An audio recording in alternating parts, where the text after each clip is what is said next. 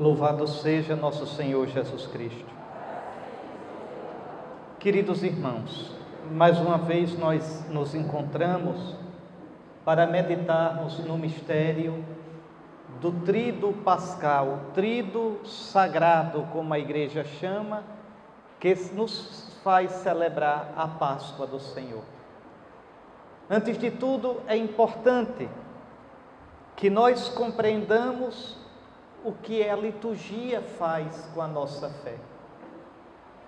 A nossa salvação, ela aconteceu no passado, uma vez por todas.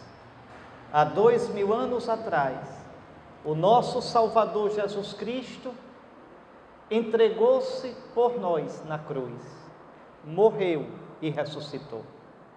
Esse fato histórico, ele está lá no passado. No dia 7 de abril do ano 30, uma sexta-feira, Jesus foi crucificado. No dia 6 de abril, celebrou a Páscoa com seus discípulos, na noite da quinta para a sexta-feira santa. E no dia 8 de abril, ele permaneceu na morte. E no dia 9, o seu túmulo foi encontrado vazio. Isso ficou no passado.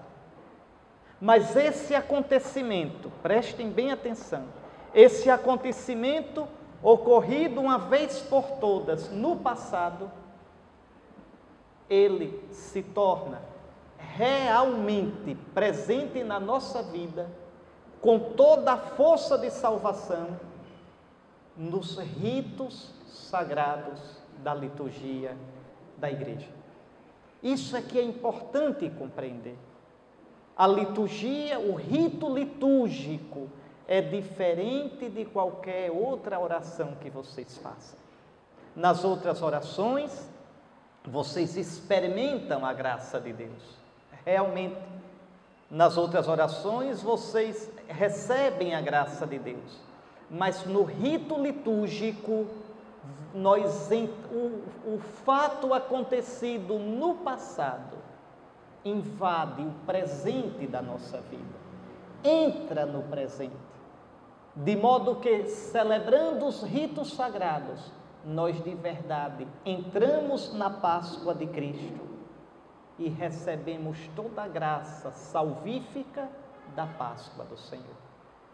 Então, para a igreja, para o cristão, é um momento soleníssimo, importantíssimo, que nós deveríamos viver com todo o sentimento, com todo o afeto, com toda a consciência de corpo e alma. Realmente, esses dias santos. Então, o Tríduo Sagrado, 3 dias. Quais são esses 3 dias?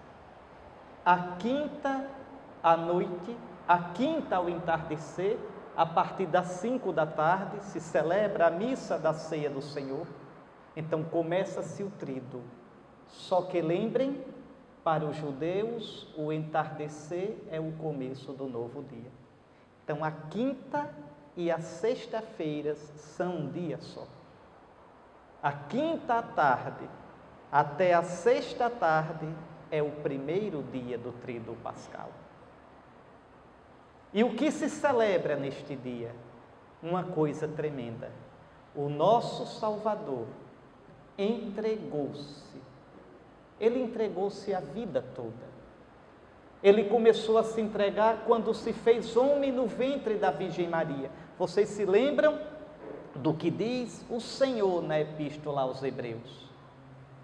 Ele diz: Pai, Tu não quiseste sacrifício pelo pecado. Tu me fizeste um corpo. Oblações e oferendas não foram do teu agrado. Então eu disse: eis-me aqui, eu venho, ó Pai, para fazer a tua vontade. Vejam, o Filho se fez homem. Na verdade, a paixão de Cristo, a Páscoa de Cristo começa na encarnação. O Filho se fez homem, assumiu um corpo para fazer a vontade do Pai até a morte. Vejam, sacrifícios não foram do teu agrado, os sacrifícios de animais irracionais. E a carta aos Hebreus vai falar longamente sobre isso. Esses sacrifícios não eram o ideal. Esses sacrifícios do Antigo Testamento, aqueles animais não tinham consciência do que estavam acontecendo. Aqueles animais não podiam dizer: Pai, Deus Santo, eu te amo. Não. Tinha algum valor aqueles sacrifícios do Antigo Testamento? Tinha. Sabe por que tinham? Tinham valor porque prenunciavam o sacrifício de Cristo. Já é de Cristo que eles recebem o valor que têm. Porque no plano de Deus, aqueles cordeiros já eram figura do Cordeiro de Deus que tira o pecado do mundo. Aquele sangue daquelas vítimas já prefigurava o sangue bendito do nosso Salvador Jesus Cristo. Então, já no Antigo Testamento, é de Cristo que essas vítimas recebem o valor para agradar a Deus. Mas a carta aos Hebreus diz: não foram do teu agrado. Quer dizer, estes sacrifícios não eram o ideal que tu querias. Tu então me fizeste um corpo. Tu me fizeste homem, Pai. Corpo aqui quer dizer homem. E agora eu digo: eu venho para fazer a tua vontade. E qual é a vontade do Pai? É tremenda. A vontade do Pai é que o Filho vá se entregando a vida toda. Se fosse hoje, a gente diria assim: fosse derramando todo o seu suor, se dando todinho. Na linguagem bíblica, ele foi derramando o seu sangue. O sangue quer dizer a vida dada. Jesus foi derramando sangue nos 30 anos de silêncio em Nazaré, numa vida escondida, besta, monótona, como muitas vezes a nossa. Jesus foi derramando sangue nos caminhos da Galileia, cansado, como naquela vez ao meio-dia, no poço de Jacó, em Sicar, acabando-se de fome e de sede. Jesus foi derramando sangue quando não tinha tempo nem para comer, quando não tinham de reclinar a cabeça.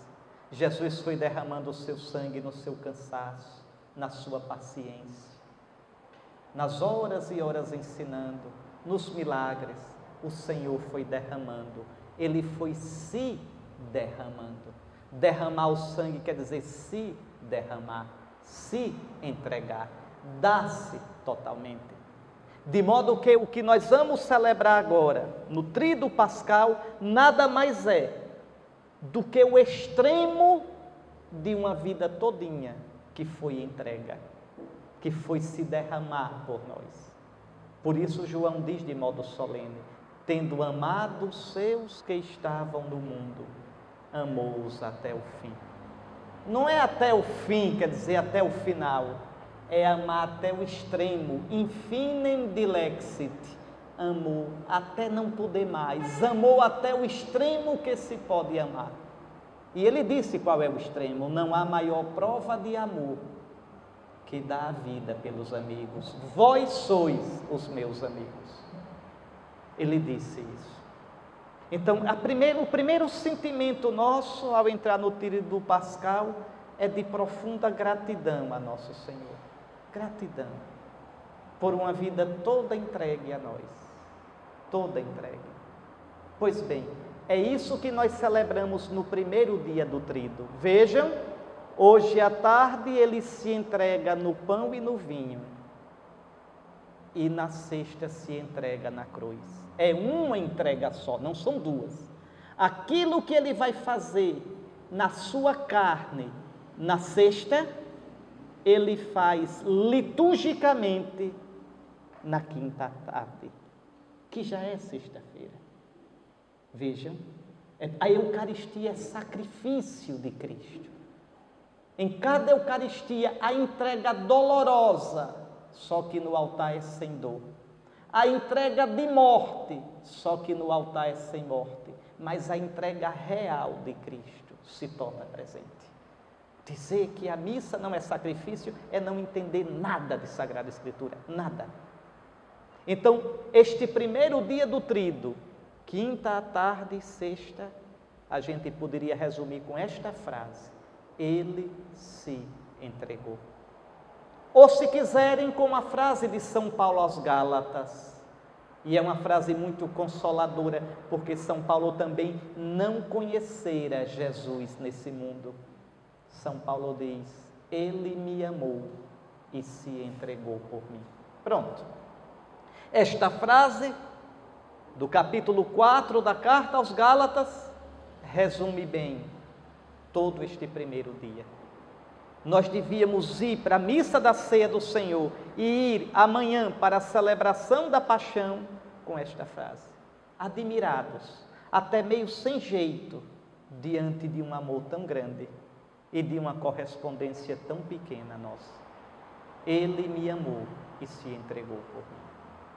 O segundo dia do tríduo, o mais desconhecido, infelizmente, mas tremendo, tremendo, tremendo, é o Sábado Santo, que começa na sexta tarde, após a celebração da paixão, e vai até o anoitecer do sábado. Neste segundo dia, ele entrou na morte, ele morreu. Morrer não é um momento, fechou os olhos, parou o coração, deixou de funcionar o cérebro, não. Ali é só a entrada na morte. Jesus entrou. Jesus foi engolido pela morte. Jesus foi engolido pela morte. Nós dizemos no credo: desceu à mansão dos mortos. Jesus foi derrotado pela morte. Vejam, no sábado nós perguntamos: onde está a vida? Destruída pela morte. Onde está o Filho eterno de Deus? Aquele que é o vivente, destruído pela morte. Deus desceu ao nada da morte. Que coisa mais tremenda! Deus foi cadáver. Deus foi total incapacidade de se salvar. É o Sábado Santo. É tão tremendo o sábado que nesse dia a igreja não ousa ter nenhuma celebração. E por isso, infelizmente, as pessoas pensam que é dia de nada, de fazer mil coisas, se descuidando do sentido disso. A gente vai às igrejas, o altar está descoberto, porque não há nem Eucaristia, nem comunhão eucarística. Vejam, um dia de total silêncio. O esposo foi tirado, a vida desceu à morte. Parece que Deus morreu, que Deus não existe, que Deus não salvou o seu filho. A morte que um dia nós todos teremos, Jesus teve. E por isso eu posso dizer com o salmista: ainda que eu passe pelo vale da morte, pensem isso no momento da morte de vocês, porque chegará. Pensem, quando souberem que vão morrer, quando estiverem às portas da morte, não tenham medo de dizer: ainda que eu passe pelo vale da morte, eu não temerei. Tu, meu pastor, tu entraste aqui primeiro. Teu bordão e o teu cajado me dão a segurança. Tu entraste aqui, para que nem aqui eu esteja só. Tu desceste até aqui, para que até aqui eu te encontrasse comigo. Vejam, esse é o mistério do Sábado Santo. E finalmente, do anoitecer do sábado para o santo domingo, a ressurreição. No meio da noite, noite de morte, noite de treva, noite de escuridão, a vida rompeu a morte. O inferno, o Hades, o abismo, o Sheol foram destruídos. O Senhor ressuscitou. Não voltou a esta vida, nunca mais. Atravessou a morte. Saiu do outro lado, onde a morte é vencida para sempre. Entrou na glória de Deus, cumpriu o que prometeu, abriu o caminho, abriu o mar vermelho da morte, para que todo aquele que nele é batizado e dele se nutre na Eucaristia, atravesse também. A Páscoa dele é a garantia da nossa Páscoa. Então são esses mistérios, ou melhor, é este mistério tremendo que nós celebramos nestes 3 dias sagrados. Vocês imaginem, por exemplo, na igreja escura do início da vigília pascal. Esse escuro simboliza as trevas, o inferno, a mansão dos mortos. Nós começamos a vigília pascal onde Jesus está na morte, na sexta-feira, no sábado santo. Veja, e de repente, no meio da escuridão, a luz. É Jesus ressuscitado. Aquele círio pascal novo, ser a virgem da abelha generosa, novo como o novo Adão. E vai a luz do círio e o povo atrás, os resgatados de todos os séculos, os que em Cristo vencem a morte, saindo, atravessando as trevas, indo para o altar, símbolo do céu, para a ceia que no céu nunca termina, para o banquete que o Apocalipse nos mostra. Vejam o que é a Páscoa. Pois bem, eu gostaria agora de fazer uma breve meditação sobre esta primeira celebração do Tríduo. Então, a celebração de hoje e a celebração de amanhã são do primeiro dia do Tríduo. Amanhã ainda estaremos no primeiro dia. E essa missa na ceia do Senhor, a liturgia da igreja, coloca logo no início da missa uma frase que resume o nosso espírito nestes dias. Uma frase de São Paulo aos Gálatas, capítulo 6, versículo 14. A cruz de nosso Senhor Jesus Cristo deve ser a nossa glória. Nele está a nossa vida e ressurreição. Foi Ele que nos salvou e libertou. Todos nós devemos gloriar-nos na cruz de nosso Senhor Jesus Cristo. O bispo traz a cruz para lembrar que o anúncio do Evangelho é anúncio de Jesus crucificado. Muitos de vocês usam a cruz, mas a cruz verdadeira não é a que a gente traz no pescoço, a que a gente leva no peito. A cruz verdadeira é a cruz da nossa vida. É dessa cruz que São Paulo está falando. Porque você foi batizado em Cristo, porque você tem o Espírito de Cristo e foi enxertado em Cristo. A sua cruz é cruz de Cristo. E a cruz de Cristo é sua cruz. Todos nós devemos gloriar-nos na cruz de nosso Senhor Jesus Cristo. Nas dificuldades, nas tribulações, nas escuridões, a gente deve reconhecer ali o Senhor e saber, eu participo da tua Páscoa, eu participo da tua cruz. Gostaria rapidamente de comentar as leituras, para que vocês entendam o sentido desta celebração de hoje à tarde. Na verdade, a celebração, ela se foca em 3 acontecimentos. Primeiro, o mandamento do amor que o Senhor nos dá. Jesus, até então, não tinha dado o seu mandamento. Uma vez, um escriba lhe perguntou qual é o maior mandamento da lei. O maior mandamento da lei de Moisés é: amarás o Senhor teu Deus e ao teu próximo como a ti mesmo. Mas este não é o mandamento de Jesus. Este é o mandamento para os judeus, este é o mandamento da lei. Este mandamento não é suficiente para um cristão, não basta. Se um cristão cumprir isso, ele ainda não é cristão. Jesus agora vai dar o seu mandamento, que não é o 11º mandamento, mas é o mandamento que supera, resume todos os outros. E ele só podia dar hoje, só podia dar na ceia. Antes de se quebrar no pão, antes de se derramar no vinho, ele lava os pés dos apóstolos e diz: amai-vos como eu vos amei. Vos amei assim, lavando-vos os pés. Vos amei quebrando-me no pão eucarístico, derramando-me todo no sangue, no vinho eucarístico. Este é o meu mandamento. Veja, e esse mandamento é por amor ao Pai.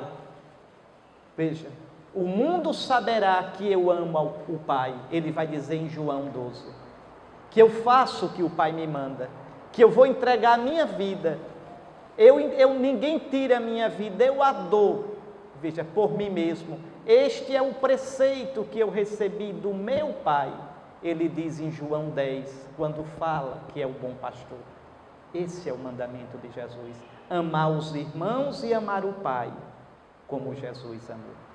Ele é a medida, ele é o critério, ele é o modelo do nosso amor. Querem aprender a amar? Olhem Jesus. Querem cumprir toda a Escritura, mesmo que não conheçam nada dela? Olhem Jesus e façam como ele fez. Este é o meu mandamento. Pois bem, então hoje nós celebramos o mandamento do amor expresso no lava-pés, o sacramento do amor expresso na instituição da Eucaristia e o sacerdócio ministerial, aquele sacramento, aquele serviço na igreja que torna possível a Eucaristia e que deve ser vivido como doação de amor. Na igreja, o ministério, seja do bispo de Roma, o Papa, seja do padre, do diácono ou qualquer outro ministério, não pode nunca ter o sentido de prestígio, de honra. Não.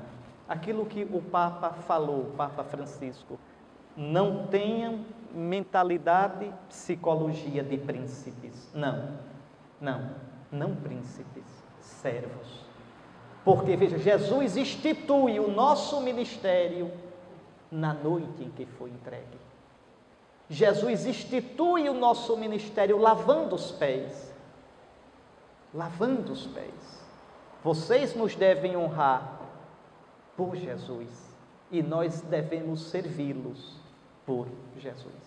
Então, brevemente eu queria tomar nesse contexto as leituras de hoje. A primeira leitura do livro do Êxodo, no capítulo 12, é a Páscoa dos judeus. Vejam, meus irmãos, a ceia última que Jesus celebrou foi a ceia pascal judaica? Não foi a ceia pascal. João é claro, antes da festa da Páscoa. A ceia pascal judaica naquele ano caiu na noite da sexta para o sábado. Na sexta-feira, entre meio-dia e 3 horas, os judeus estavam matando os cordeiros para comer a Páscoa. E o Cordeiro de Deus estava na cruz. Vejam, quando os judeus estavam comendo a ceia pascal, o Cordeiro estava sendo sepultado em Jerusalém. Não, naquele ano Jesus não comeu mais a Páscoa. Jesus antecipou um dia. Jesus celebrou uma refeição solene que se chama em hebraico de Todá. Todá em hebraico quer dizer agradecimento, ação de graça. Jesus celebrou uma ceia solene de Todá, de agradecimento. Agora todo o clima era pascal, mas não era uma ceia pascal. Mas o clima, o sentido que Jesus deu foi todo pascal. É por isso que, vejam, hoje, como primeira leitura da missa na ceia do Senhor, a gente tem a leitura da instituição da Páscoa judaica. Naqueles dias, o Senhor disse, quem quiser acompanhar, Êxodo 12, começando no versículo 1. Só que a liturgia pula alguns versículos. Então, quem quiser pode ficar só ouvindo. Naqueles dias o Senhor disse a Moisés e a Arão no Egito: este mês será para vós o começo dos meses. será o primeiro mês do ano. Atenção, o ano dos judeus começa com a Páscoa. A Páscoa renova tudo. A Páscoa era a festa da saída para o Egito, do Egito. Antes nós não éramos. Antes nós estávamos mortos. Antes nós éramos como se não existíssemos. Agora nós começamos a existir. A vida começa com a Páscoa. Este mês será para vós o primeiro mês do ano. Falai a toda a comunidade dos filhos de Israel, dizendo: no 10º dia deste mês, que se chamava Nisan, no tempo de Jesus, esse mês tinha o nome de Nisan. Pois bem, no 10º dia deste mês, cada um tome um cordeiro por família, um cordeiro para cada casa. Se a família não for bastante numerosa para comer um cordeiro, convidará também o vizinho mais próximo de acordo com o número de pessoas. Deveis calcular o número de comensais conforme o tamanho do cordeiro. Vejam bem, o cordeiro será sem defeito, macho, de 1 ano. Podereis escolher tanto um cordeiro como um cabrito, e devereis guardá-lo preso até o dia 14 deste mês. No ano 30, o dia 14 caiu numa sexta-feira. O cordeiro que foi tomado no dia 10 deve ser um cordeiro sem defeito. A Deus se dá as primícias. Um cordeiro novo, um cordeiro macho, e vai ser sacrificado. Vejam só. Então, toda a comunidade de Israel reunida o imolará ao cair da tarde. Vejam que simbologia impressionante. O cordeiro estará na cruz naquela sexta-feira, o cordeiro verdadeiro. E os cordeiros, profecia, imagem do verdadeiro cordeiro, estarão sendo imolados no templo para celebrar a Páscoa. E por que essa leitura é feita hoje e não amanhã? Porque agora o verdadeiro cordeiro continua se dando na Eucaristia. O cordeiro imolado. Nunca esqueçam que em cada missa o padre quebra o corpo de Cristo. E quando ele quebra o corpo de Cristo, todos nós dizemos: Cordeiro de Deus, que tirais o pecado do mundo.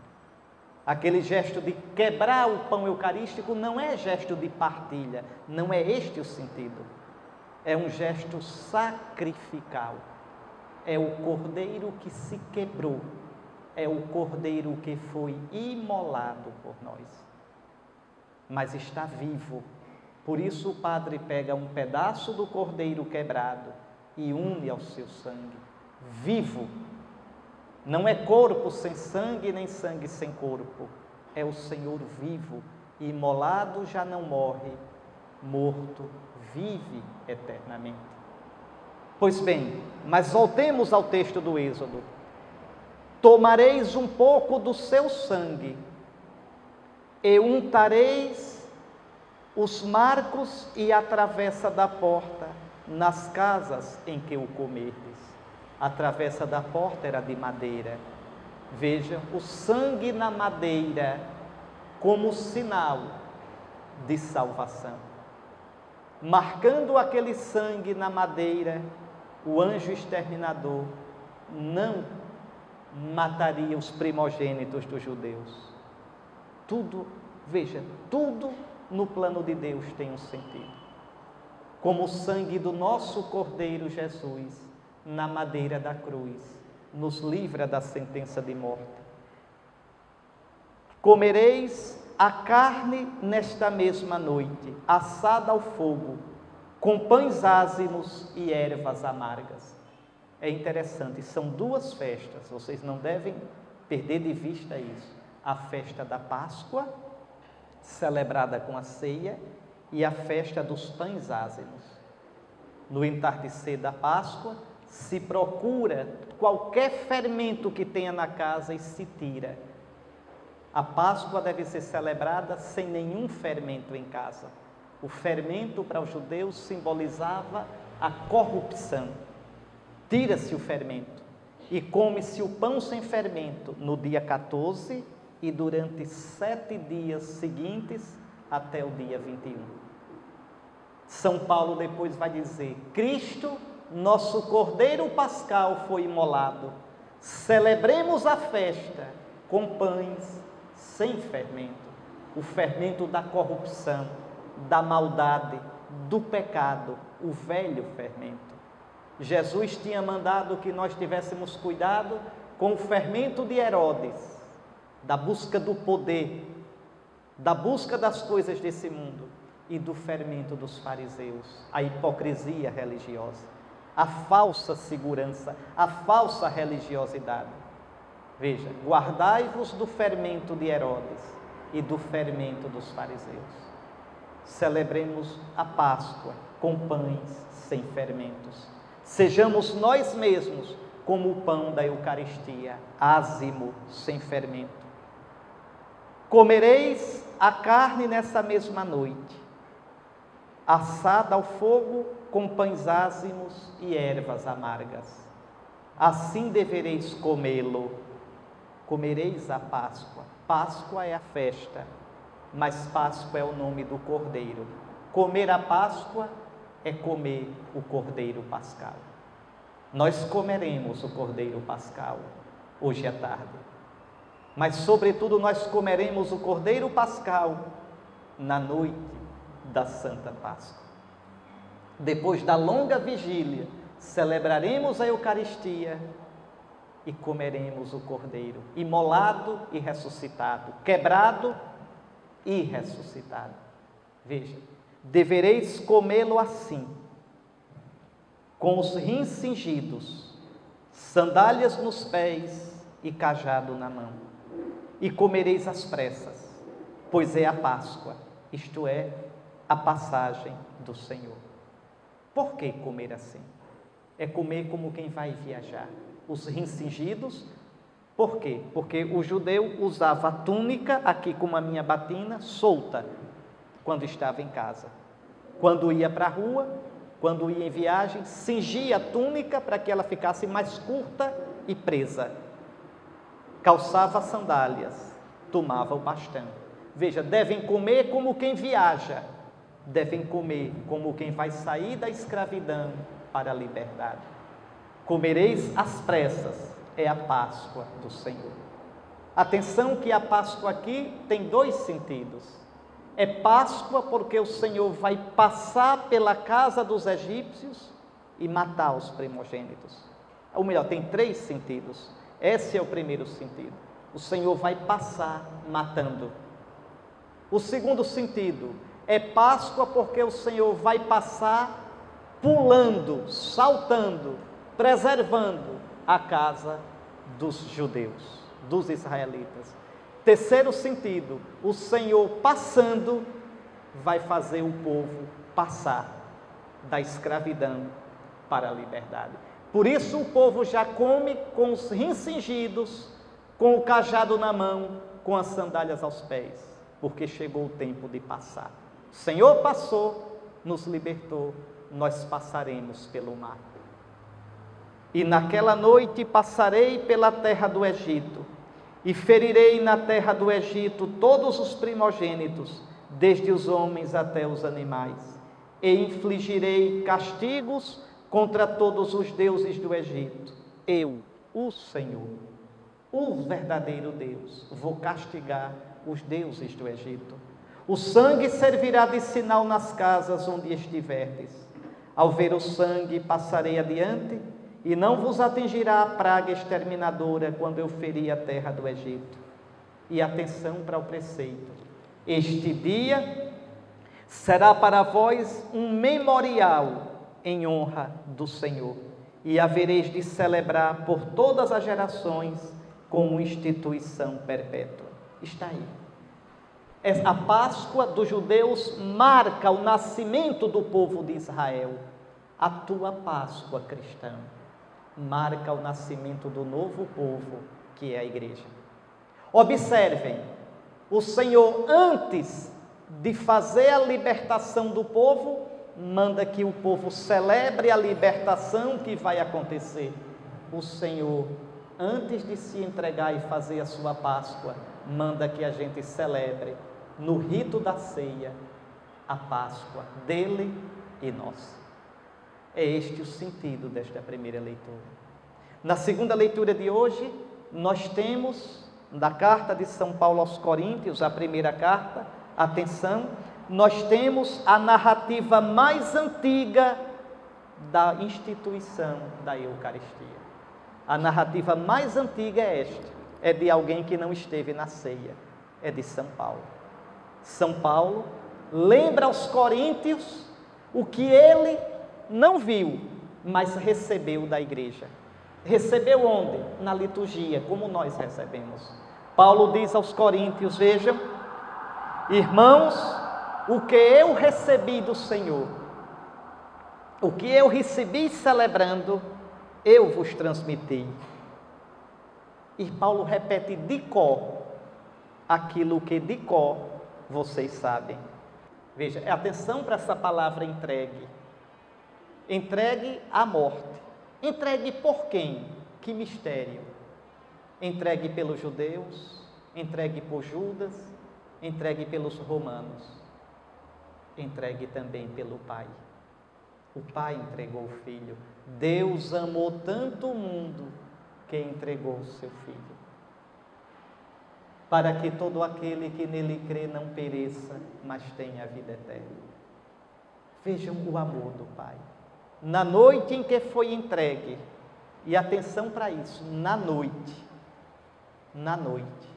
essa semana, no Evangelho de terça-feira, João dizia, depois que Judas comeu o pão, Satanás entrou nele. Era noite, a noite do pecado. E Jesus vai dizer no Evangelho de Lucas, é a vossa hora e o poder das trevas. A noite do pecado, a noite da morte. Quantas vezes a gente é ameaçado por essa noite? Meus irmãos, isso é sério. Como eu queria que vocês levassem isso a sério. A vida humana não é um passeio. A vida humana, por mais bonita que seja, por mais que desejemos viver, a vida humana tem situações trágicas, tem momentos trágicos, absurdos, de sofrimento, de dor, de injustiça. É a vossa hora e o poder das trevas. Jesus entrou nessa noite, Jesus assumiu essa noite feriu Jesus, Jesus teve a noite dele, a minha alma está triste até a morte. Na noite em que foi entregue, foi na noite que o Senhor foi entregue. Gritou pelo Pai e o Pai não atendeu. Pai, se esse cálice puder passar de mim sem que eu beba. E o Pai não o atendeu. E o autor da carta aos Hebreus diz no capítulo 5 que o Pai o atendeu. E o atendeu. E o ressuscitou. Mas livrou da morte, fazendo-o passar pela morte. Vejam, meus irmãos, como diz o livro de Tobias, se tu és grande, Senhor, tu condenas, mas também salvas, tu feres e cura a ferida, tu deixas morrer, mas também ressuscitas. É assim na nossa vida. Olhem na carne de Jesus a sua história. Olhe na carne de Jesus, a carne da sua vida. Ser discípulo é isso, é pegar a carne da minha vida e colocar na carne de Jesus. É completar na minha carne o mistério da paixão do Senhor. É saber, como diz São Paulo na segunda carta a Timóteo, se com Ele sofremos, com Ele reinaremos. Se com Ele morremos, com Ele viveremos. Mas a gente é fraco, a gente é velhaco de coração, a gente é cego. E na hora da noite, na hora da treva, na hora da cruz, a gente esquece de tudo isso e corre o risco sério de renegar o Senhor, de fugir, de descrer, de jogar fora os compromissos da gente, de trair como Judas, de negar como Pedro, de fugir como os 12. É a nossa fraqueza. Mas também para ela Jesus tem um remédio. Eu orei por ti, para que a tua fé não desfaleça. Mas a gente quer confiar na gente e não na oração do Senhor. Nenhum de nós persevera até o fim, se o Senhor não nos sustentar. Eu orei por ti, para que a tua fé não desfaleça. Entre na oração do Senhor. Acolha na sua oração a oração do Senhor. Cale-se, deixe que o Senhor, é o Espírito do Senhor que ora em você. Ele dá sustento, força, coragem. Na noite em que ia ser entregue, o Senhor Jesus tomou o pão e depois de dar graças, partiu e disse: isto é o meu corpo que é dado, que é entregue por vós. Atenção, os 4 gestos de Jesus. Ele toma o pão, dá graças ao Pai por tudo que o Pai fez. Veja, depois parte o pão e o entrega. São os gestos da Eucaristia. Tomou o pão, a procissão das ofertas. Deu graças, toda a oração eucarística. Partiu o momento da fração do pão no cordeiro e deu o momento da comunhão. Nós repetimos, como ele mandou, os gestos do Senhor. Mas não é uma repetição, é mais que isso. Esses gestos se tornam presentes, salvíficos, entram na nossa vida. Esse gesto de Jesus de quebrar o pão é tremendo, tremendo. Veja, Jesus se rasga. Vocês pensem no pão ázimo judaico, uma espécie de bolacha. Veja, Jesus rasga o pão, se quebra como será rasgado na cruz, como sua carne será rasgada, e se deixa devorar para que nós tenhamos a vida.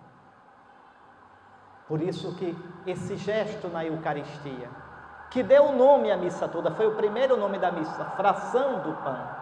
Veja, é um sacrifício. Quantas vezes a gente participa da missa quebrado? Pois bem, na hora em que o sacerdote quebrar o pão, pode dizer sem medo: Senhor, eu me quebro contigo. Senhor, a tua quebradura é a minha quebradura. Eu me quebro contigo. Como tu te quebraste para me alimentar, eu me quebro para que na minha vida a tua glória apareça, a tua vontade, a tua vontade. Eu me coloco nas tuas mãos. Jesus então, vejam, se quebra e se dá no pão e manda: fazer isto. É o mesmo mandamento da primeira leitura. Depois que o Senhor manda celebrar a ceia pascal, ele diz: vós deveis celebrar isto como uma memória perpétua. Jesus diz: fazei isto em memória de mim. Foi-se embora a Páscoa dos judeus. Da raiz da Páscoa judaica nasceu a Páscoa de Cristo. Do rito judaico nasceu o rito de Cristo. Aquela Páscoa que os judeus celebram ainda hoje, por essa época, agora eles vão celebrar. Esse ano foi um pouquinho antes, já celebraram a Páscoa deles. Às vezes até coincide com a nossa. Veja, eles celebram anualmente para entrarem na libertação do Egito. Nós celebramos para entrarmos na libertação que Cristo nos deu. Eis aqui. E depois então, do mesmo modo, depois da ceia, tomou também o cálice e disse: este cálice é a nova aliança em meu sangue. Moisés, ao pé do Monte Sinai, matou um cordeiro. Com uma parte do cordeiro, ungiu as extremidades, os chifres do altar. Depois colocou numa bacia outra parte do sangue do cordeiro. E com ramos de isopo aspergiu, barrufou o povo com o cordeiro, com o sangue. E disse: este é o sangue da aliança que o Senhor faz convosco. Entenda o que significa. Moisés unge Deus com sangue. Unta Deus com sangue. Como não pode tocar em Deus, toca no altar. E depois unge, lambuza o povo com sangue. Deus e o povo se sujam com o mesmo sangue. Qual é o sentido? Qual é o sentido disso? Quem desrespeitar a aliança deve morrer. É uma aliança, é um pacto de sangue. Qual é a aliança? Eu serei o vosso Deus e vós sereis o meu povo. E vamos assinar a aliança com o sangue do cordeiro. E o povo desrespeitou a aliança, merecia a morte. E para que o povo não morresse, Deus morreu no lugar dele. Para que o povo não morresse, Deus enviou seu Filho. E agora Jesus nos diz: é a nova aliança no meu sangue. No meu sangue. Quem é agora que vai se sujar de sangue? Nós, e Ele mesmo se suja com o sangue dele. De modo que quando nós caímos, a aliança não cai, porque Ele sustenta. É com o sangue dele. Vejam, é o cálice, este cálice é a nova aliança em meu sangue.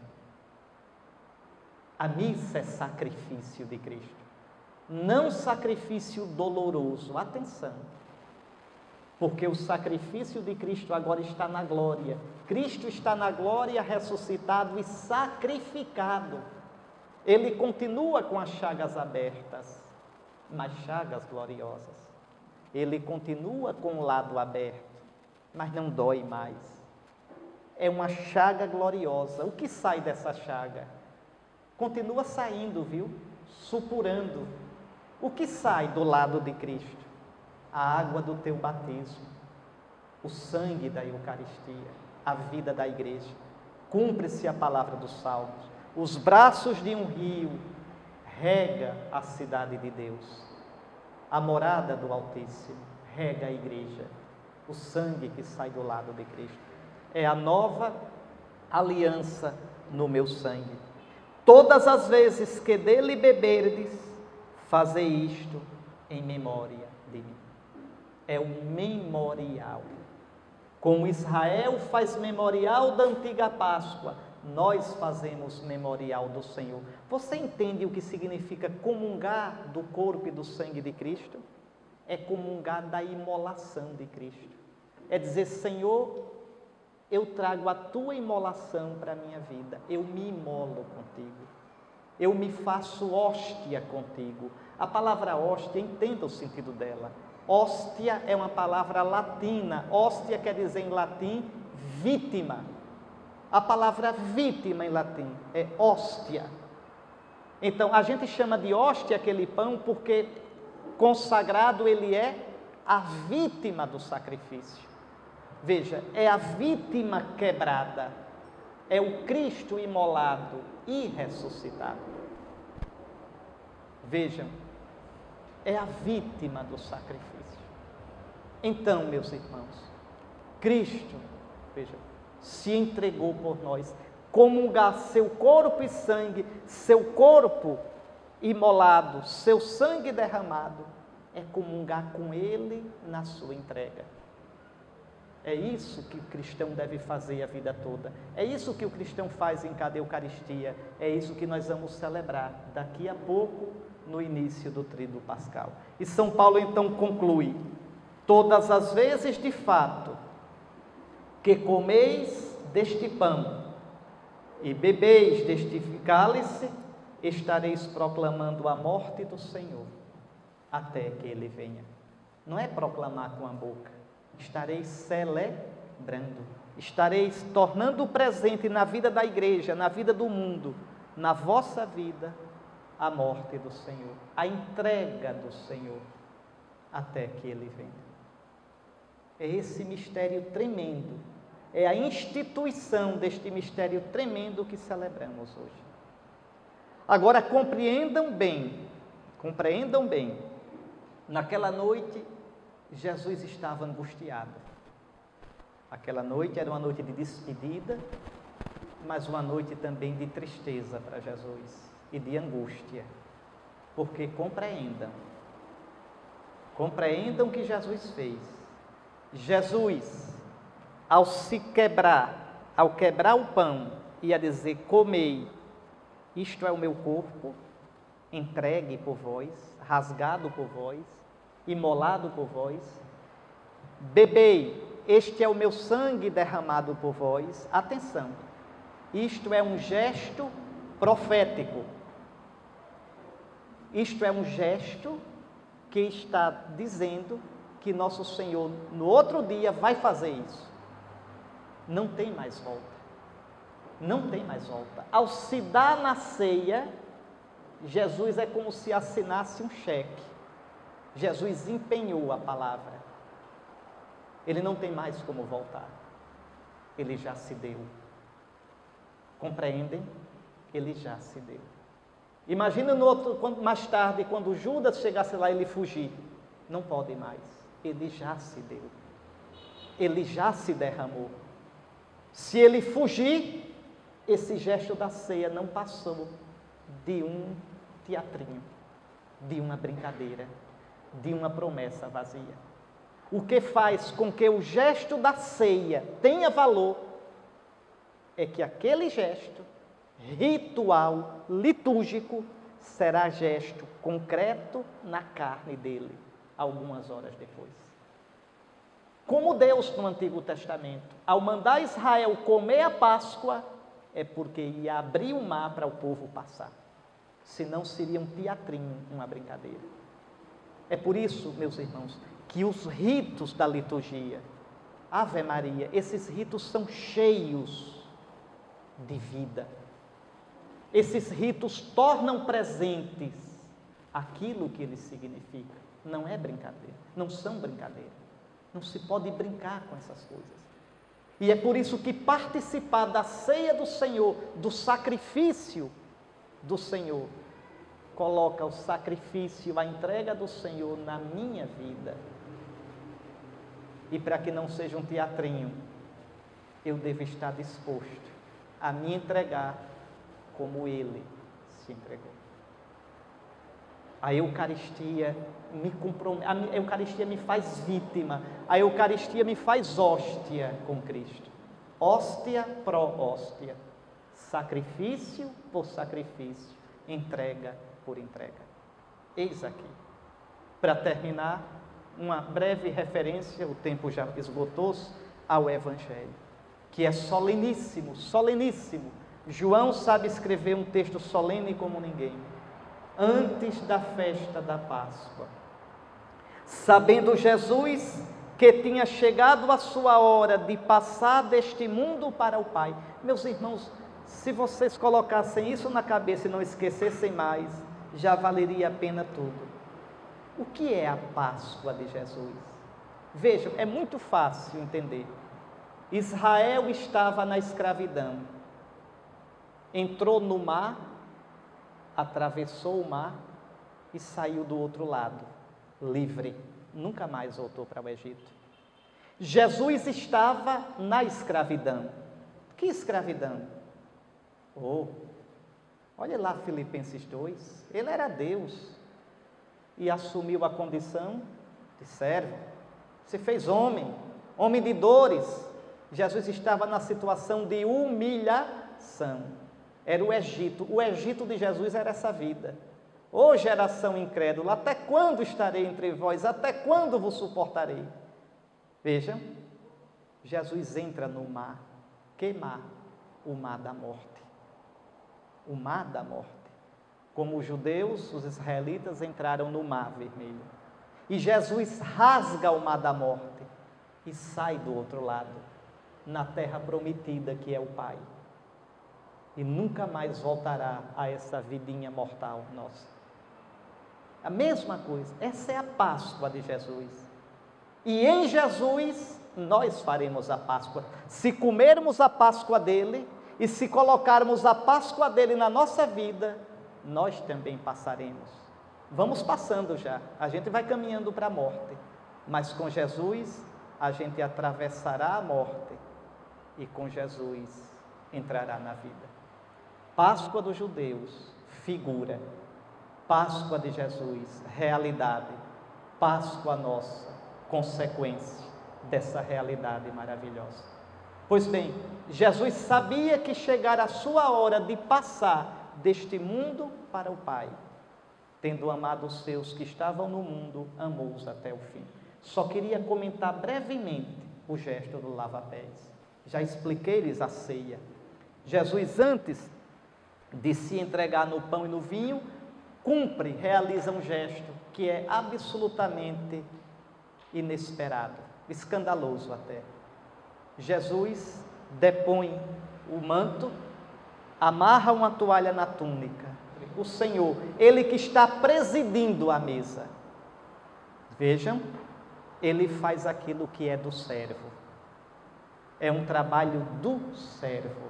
Jamais uma pessoa livre faria isso, jamais um patrão faria isso, jamais o dono da casa faria isso.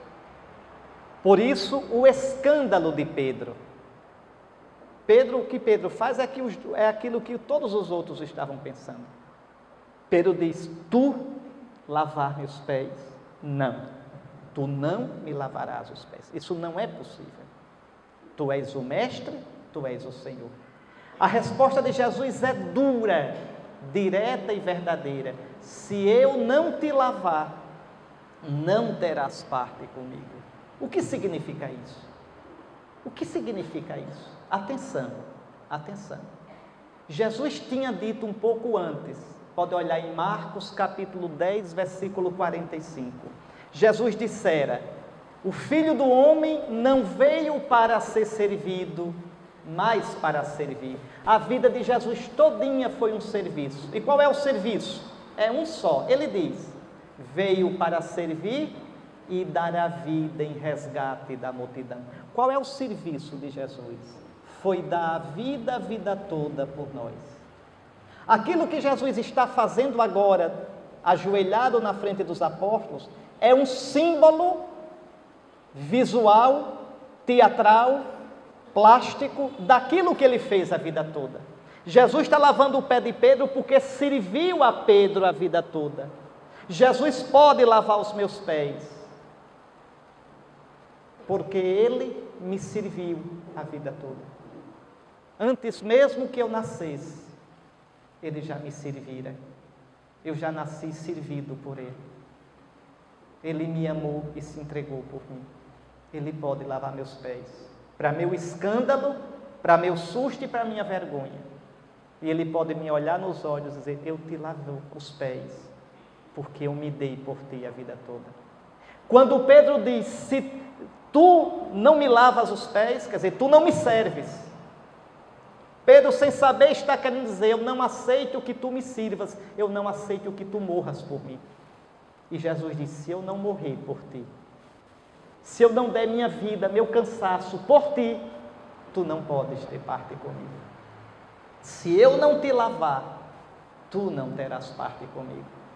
O Senhor pede que nós o sirvamos, mas antes ele nos serviu. O Senhor pede que nós demos a vida por ele, mas antes ele entregou a vida por nós.